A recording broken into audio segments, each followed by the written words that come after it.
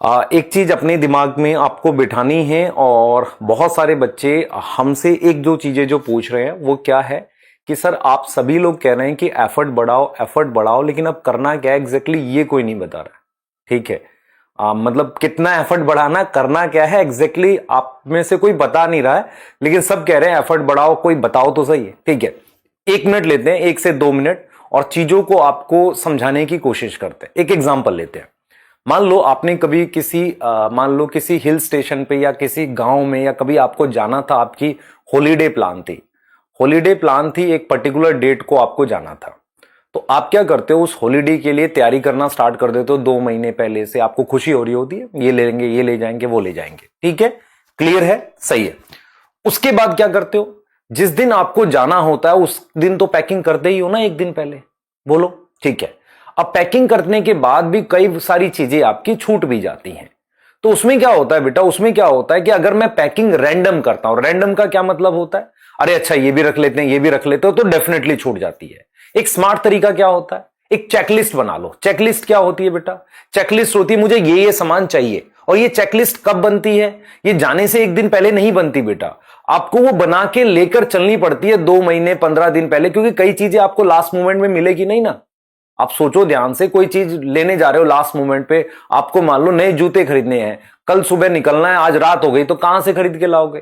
तो आपको एक चेकलिस्ट की आवश्यकता पड़ती है, चेकलिस्ट की जरूरत पड़ती है। तो अब आपका एग्जाम का जो 3 महीना रह गया है, तो यहां से आपको अब चेकलिस्ट की जरूरत पड़ेगी। कैसे करना है मैं आपको एग्जैक्टली बता रहा हूं। सबसे पहले तो चेकलिस्ट में आपको क्या करना पड़ेगा समझो। चेकलिस्ट में आपको इस तरीके से करना है। ठीक है, चेकलिस्ट में सबसे पहले आप क्या लिखो कि आपके पास टोटल कितने चैप्टर है, क्योंकि आपको क्या कोई चैप्टर छोड़ने चाह रहे हो, नहीं। तो चेकलिस्ट में सबसे पहले टोटल चैप्टर्स नोट कर लो अपनी कॉपी में कहीं पर कि सर ये चैप्टर्स हैं, ये हमने नोट कर लिए। ठीक है, हो गया, चैप्टर नोट कर लिए। उन चैप्टर में से आप वो लिख लो कि जैसे आप मान लो जो चैप्टर आपके कंप्लीटेड है या पेंडिंग है ना, जिसको आप लिख सकते हो या तो आपका कोई बैकलॉग है या वो आपके कंप्लीटेड है। हां सर, ये भी नोट कर लेंगे। ठीक है, उसके बाद उसमें आप वीक, स्ट्रॉन्ग और मीडियम लिख लो कि जो आपको लगता है कि आपका स्ट्रॉन्ग है, वीक है, मीडियम, इसको लिख लो। उसके बाद आप लिखो कि आप कैसे रिवीजन करोगे। ठीक है, और फिर उसके साथ आप क्या करो, टोटल टाइम लिख लो कितने दिन का है। टोटल टाइम आप इसको लिख लो। आप अपनी कॉपी में 1 2 3 करके कई पेजेस बना लो, टोटल 90 नंबर डालो, 90 डेज रह रहे हैं तो पूरा 90 का 90 ऐसे करके आप लिख लो। ठीक हो गई बात। अब आपने क्या करना है, अब मैं मान के चल रहा हूं कि आपका जो सिचुएशन में आप हो, आपने चैप्टर्स तो लिख लिए। ठीक है, अब स्टार्ट कैसे करना है उस पे आते हैं। पर मैं ये श्योर हूं कि मुझे इस 90 दिन में कम से कम सारे सिलेबस की कम से कम बता रहा हूं 5 से 7 रिवीजन करनी है। क्लियर है ये चीज, आप क्लियर हो बिल्कुल। 5 से 7 रिवीजन तो मिनिमम करनी पड़ेगी। ठीक है, मेरा कोई बैकलॉग है उसे भी कंप्लीट करना पड़ेगा। और जो स्ट्रॉन्ग टॉपिक्स हैं, मैं फिर रिपीट करता हूं, स्ट्रॉन्ग टॉपिक्स जो होते हैं जिनमें आपको ज्यादा रिवीजन में टाइम नहीं लगता, जिनमें रिवीजन में टाइम लगेगा उनको हम वीक मानते हैं और या मीडियम मानते हैं। जिनमें रिवीजन में ज्यादा टाइम लगेगा वो हो सकता है मुश्किल चैप्टर हो आपके लिए, वो नोट कर लो। अब आपको क्या करना है, इनको इन डेज में डिवाइड करना पड़ेगा। क्लियर है, इन डेज में आपको डिवाइड करना पड़ेगा। अब यहां पर आता है असली सवाल यह आता है कि आप में से बहुत सारे बच्चे ये सोचते हैं कि यार अभी हम कहां हैं एग्जैक्टली। तो उसके लिए आपको क्या करना है, ये पेज देखो जरा। अब देखो, मैं आपको 4 चीजें लिख रहा हूं बोर्ड पर। एक मैं लिख रहा हूं बैकलॉग, ध्यान देना बेटा, ये आपके लिए बता रहा हूं सिर्फ जो मैंने टाइम लिया है। एक लिखो बैकलॉग, एक लिखो करंट, एक लिखो रिवीजन और एक लिखो टेस्ट। ये 4 चीजें आपके अराउंड इस वक्त घूम रही होती है। जो 5वीं चीज आपके अराउंड अगर कोई और घूम रही है तो उसको हटा दो। मतलब क्या हुआ, अगर आप किसी तरीके की किसी भी एसोसिएशन में जुड़े हुए हैं, कमेंसलिज्म, सिम्बायोटिक, उसको अपने आसपास से फिलहाल हटा दो। ठीक है, अब रियल सिचुएशन ये है कि मेरे लिए सबसे इंपॉर्टेंट ये चीज है करंट। मुझे करंट पर पूरा फोकस करना है, मुझे करंट पर पूरा फोकस करना है। ठीक है, ये पूरा फोकस करना है। अब यहां पर पहला बच्चा वो है जिसका कोई बैकलॉग नहीं है, ये वो बच्चा है जिसका कोई बैकलॉग नहीं है, तो वो करंट को करते हुए रिवीजन की तरफ जा सकता है। मींस क्या हुआ, वो अपना करंट चलाएगा और ये आपके लिए कितने दिन का प्लान है, सिर्फ 15 से 20 दिन का। तो मैं ये मान के चल रहा हूं कि आप 20 दिन तक आप इस पर रहोगे। तो सबसे पहले तो वो बच्चा भाई जिसका कोई बैकलॉग नहीं है, तो वो करंट पढ़ते हुए क्या कर ले, अपना रिवीजन का प्लान कर ले कि मैं करंट के साथ साथ कोई एक चैप्टर 2 चैप्टर रिवाइज कर पा रहा हूं। इनकेस नहीं भी कर पा रहा हूं तो वेट करे करंट फिनिश होने का, क्योंकि 15 से 20 दिन में मैक्सिमम सब जगह आपका सिलेबस खत्म हो जाता है। ठीक है, तो फिर आप जा सकते हो रिवीजन पर करंट की स्पीड फास्ट है। आप समझ रहे हो मैं क्या बोल रहा हूं? करंट की अभी स्पीड फास्ट है, तो ज्यादा फोकस आपको करंट पर देना पड़ेगा। जो चल रहा है 15-20 दिन की बात है।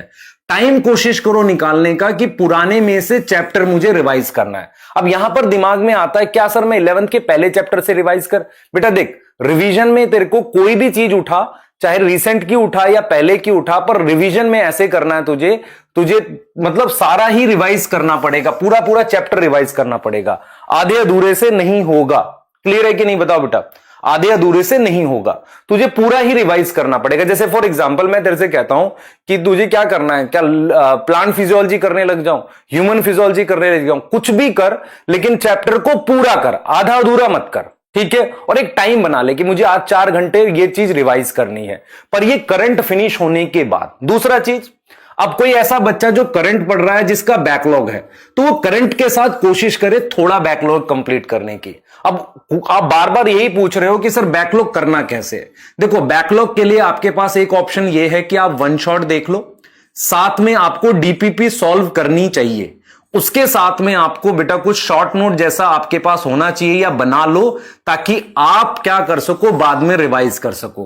बैकलॉग इस समय आपका पूरे लेक्चर देखने से शायद कंप्लीट ना हो, अगर वो क्लास 11th का है तो वहां को आप अपने वन शॉट के थ्रू, या आपके टीचर ने दिया होगा या हम लोग भी दे रहे होते हैं, तो उन वन शॉट के थ्रू आप कर सकते हो, अगर कर पा रहे हो तो सुन लो, नहीं तो फिर पूरे लेक्चर देखने पड़ेंगे। तो एक तो ये ऑप्शन है कि बैकलॉग आप ऐसे करोगे। ठीक है, तो इसका मतलब 2 तरह के बच्चे हैं। एक जिनका बैकलॉग है तो वो करंट पढ़ते हुए बैकलॉग को कवर करो 15 से 20 दिन, और जो बाकी हैं वो करंट पढ़ते हुए रिवीजन को करो। अब बात है टेस्ट की बारी। टेस्ट बेटा आप अभी करंट के टेस्ट ही दो, जो करंट चल रहा है उसके टेस्ट देने कंपलसरी हैं, क्योंकि ये फिर बैकलॉग में चला जाएगा नहीं तो आपको क्या करना है, करंट के टेस्ट देने हैं कंपलसरी, तो करंट के टेस्ट जरूर दो। उसके अलावा अगर आपके पास ऑलरेडी ऐप पर टेस्ट अवेलेबल हैं और हमारे पास हैं भी, तो उनको भी देना है आपने। कैसे देना है? मान लो आपने रिवीजन का कोई चैप्टर किया, उसका एक इंडिविजुअल टेस्ट दे लो। ठीक है, करंट के सारे आपने देने हैं। ये चीज समझ में आ रही है? अब सवाल आता है यार हम टेस्ट सीरीज कब स्टार्ट करेंगे? जब तक आपका ये फेज नहीं कंप्लीट होता, किसी टेस्ट सीरीज में मत इन्वॉल्व हो, क्योंकि करंट अभी आपका इतना तेज चल रहा है जो टोटल सिलेबस का 30 से 40% भी हो सकता है। 30% तो मिनिमम होगा। अगर आपका वो 30% सिलेबस है तो आप कैसे उसको छोड़कर इधर उधर भाग सकते हो? जैसे ही आपका ये कंप्लीट हो, करंट के टेस्ट कंप्लीट हो, फिर आप एक टेस्ट सीरीज पर होना चाहिए। और टेस्ट सीरीज जब आप दोगे, ये वो टाइम होना चाहिए जब आपका सारा सिलेबस कंप्लीट हो चुका है अलोंग विद बैकलॉग, या अगर बैकलॉग थोड़ा बहुत बचा हुआ है पर करंट कंप्लीट हो चुका है। अब आप आओ टेस्ट सीरीज पर। टेस्ट सीरीज हमेशा कैसी मूव करनी चाहिए? पार्ट टेस्ट के साथ। पार्ट टेस्ट का मतलब यह होता है कि मान लो आपके पास 1 वीक का टाइम है और 4 चैप्टर तैयार करने हैं, तो आप चारों चैप्टर को अच्छे से तैयार करो। उस पार्ट टेस्ट को दो 3 घंटा देने के बाद उस टेस्ट को 2 घंटा एनालाइज करो, बाकी का दिन सेल्फ स्टडी करो, क्योंकि जैसे ही ये करंट आपका खत्म होगा उसके बाद आपके पास पूरा दिन बचा करेगा। 13, 14, 15 घंटे तक पढ़ सकते हो। तो आप 3 घंटे टेस्ट दो, 2 घंटे आप क्या करो बेटा, एनालाइज करो। 2-3 घंटे जो चीजें मिसिंग है उसको याद करो। तो यहां आपको क्या करना पड़ेगा, एक रजिस्टर बनाना पड़ेगा टेस्ट सीरीज के साथ, जिसमें आप क्या लिखते चलोगे, अपनी मिस्टेक्स, ये कमी है, ये वीक रह गया, उसको लिखकर याद करते हुए चलोगे। वो आपको करना पड़ेगा यहां पे। और फिर वो टेस्ट सीरीज पार्ट टेस्ट की होगी। फिर आप क्या करेंगे, फुल सिलेबस पे एंटर करेंगे। तब तक मत एंटर करो जब तक आप पार्ट टेस्ट की एक पूरी सीरीज पास ऑन ना कर दो। कोई बच्चा अगर डायरेक्टली फुल सिलेबस पे जाएगा तो नुकसान पहुंचेगा।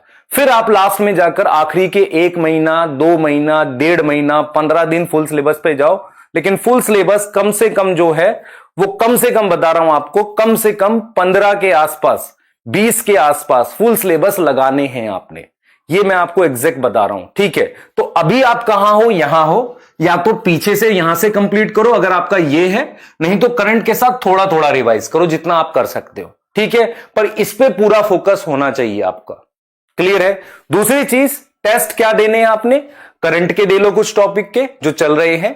पुराने टेस्ट अगर मान लो आप रिवीजन कर रहे हो उसके दे लो, या बैकलॉग कवर कर रहे हो फिर उसका जरूर दो। ठीक है, टेस्ट सीरीज एक पूरी फॉलो करनी है जिसमें पार्ट टेस्ट होगा। पार्ट टेस्ट करने के बाद आपने फुल सिलेबस स्टार्ट करने हैं। बिना पार्ट टेस्ट करे फुल सिलेबस करोगे तो गैप रह जाएगा, और कोई भी टेस्ट में आपको पूरा रिवाइज करना है। पूरा रिवाइज करने का मतलब, अगर आपके पास कोई शॉर्ट नोट्स हैं वो हैं, डीपीपी सॉल्व करके देख लो। ठीक है, लेक्चर आपने दोबारा नहीं देखने होते अगर आपने अच्छे से समझा हुआ है। तो इस तरीके से आपको पूरा रिवाइज करना है। ये क्लियर हुआ कि नहीं? ये क्लियर है। उसके बाद मैंने आपको जो पिछली स्लाइड में ये बोला आपको कि भाई देख के क्या करना है तुझे बेटा, तुझे टोटली तुझे क्या करना है, अपना ये जो है इसको दिन में डिवाइड कर बेटा। ऐसे तो इसको दिन डिवाइड कर ले। अब क्या कर, मान ले तूने पहले 15 दिन लिख दिए कि भाई 15 दिन मेरा सिलेबस खत्म होगा, तो इस 15 दिन की पहले प्लानिंग कर ले। ठीक है, अपनी 15 दिन की प्लानिंग कर ले, मुझे क्या करना है। तो 15 दिन में मेरा जो सिलेबस चल रहा है मैं वो कर रहा हूं, और साथ में मेरे को बैकलॉग या रिवीजन। तो पहले तू 15 दिन का बेटा अपना स्लॉट बना ले कि मुझे ये काम करना है, छोटे छोटे टुकड़ों में कर। फिर अब मान ले 15 दिन में तेरा सिलेबस खत्म हो गया, अब बच गए तेरे पास लगभग 70 डेज। अब तुझे क्या करना है, अब उन 70 डेज को लिख ले एक एक चैप्टर करके कि भाई मैं इस दिन ये चैप्टर करूंगा, और कोशिश कर कि अपनी टेस्ट सीरीज तो उस चैप्टर के साथ अलाइन कर ले। ये समझ में आ रहा है? उनके साथ अलाइन कर ले। तो उस तरीके से करते हुए आगे चलो।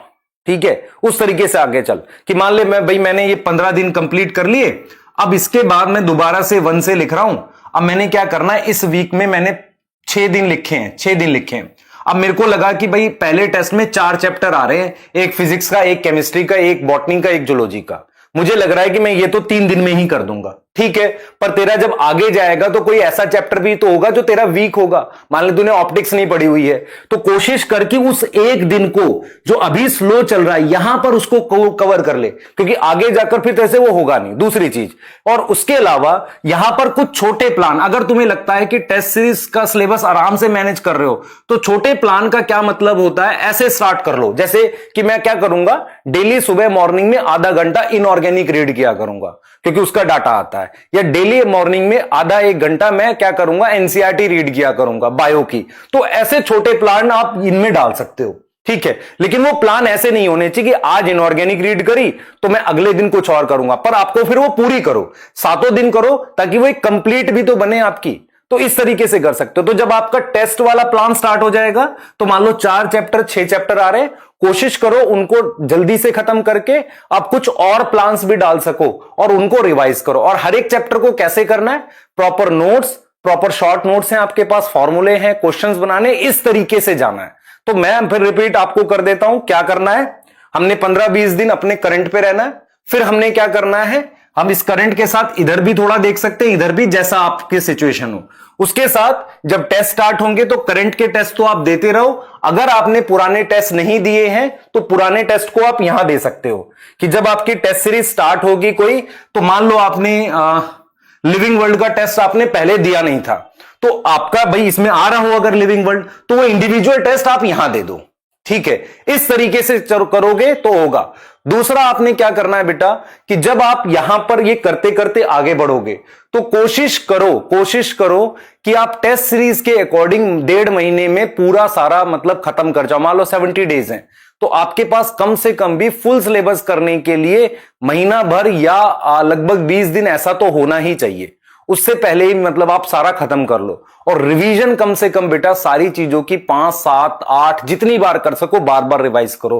बार बार लेक्चर नहीं देखने होते, लेक्चर उन्हीं टॉपिक्स के देखने होंगे जिनमें आपको डाउट होगा, सारे आपने नहीं देखने होते। ये मेरी तरफ से है आपको। क्लियर है, एकदम क्लियर है। सबसे पहले अपनी कॉपी पे क्या करोगे, नंबर ऑफ चैप्टर्स लिखोगे, जो आपकी चेकलिस्ट बनाएगा। क्या मेरा कोई चैप्टर वीक है, उसके बाद आप क्या लिखोगे कि मेरा किसी का बैकलॉग है या सारे कंप्लीट हैं। उसके बाद चेक करोगे कि आपका कौन सा चैप्टर, आपका कह रहा हूं वीक, स्ट्रांग और मीडियम है, उसमें ईमानदार रहना तो अच्छा रहेगा। उसके बाद आप क्या करोगे, रिवीजन के लिए आपको मान लो उन चैप्टर्स के लिए, जैसे मान लो आपने कोई चैप्टर पढ़ा ही नहीं है तो उसे वीक में रखो, पढ़ रखा है क्वेश्चन भी बना रखे तो मीडियम में रखो, 1 घंटे में रिवाइज कर सकते हो तो उसे स्ट्रांग में रखो। सही है, और फिर उनको इस वाले पार्ट में आपने डिवाइड कर लेना है। क्लियर है। और यहां पर आपको मैंने क्लियरली बताया बेटा ये वाले में कि आप अपना पहले स्टेटस पहचान लो कहां है। तब आप कर पाओगे। क्लियर है? और जो आपको मैंने बोला कि जब टेस्ट सीरीज के साथ मूव कर रहे होगे तो कम से कम भी मान लो एक हफ्ते में सिर्फ 4 ही चैप्टर आ रहे हैं, तो कोशिश करो कि अगले वाला भी आप सिलेबस पहले ही करके बैठ जाओ। ठीक है? और आप कुछ कुछ ऐसे चैप्टर्स हैं जो आपको मुश्किल लगते हैं, उनको बीच में करते हुए चलो और बार बार रिवीजन करो। मान लो आप 2 बार 4 बार रिवीजन करो। जैसे हो गया क्या, आगे जाकर आपको क्या होगा, वीक में मान लो 5 चैप्टर आ रहे हैं, आपने पहले 2 दिन में रिवाइज कर लिया, अगले 4 दिन बचे पूरी ऑर्गेनिक कर ली फिर से। ऐसे कर करके फिर आपके पास टाइम बचा करेगा, फिर आप कर पाओगे। क्लियर है? मान लो अब आपके पास कितने चैप्टर आ रहे हैं, 10 आ रहे हैं, आपने वो 2 दिन में कर लिए जल्दी से, बच गए आपके पास 5 दिन टेस्ट के, आपने पूरी 11th की बायो एक बार करके छोड़ दी। ऐसे कर करके ही बेटा आपका रिवीजन बनेगा। तो ये आपको बेसिकली मैंने रिवीजन के लिए बताया, मैंने बहुत सारा टाइम ले लिया आपका। ठीक है? लेकिन मेन है कि कैसे करना है, ये मेन बताना है आपको। ठीक है बेटा? सही है? चलिए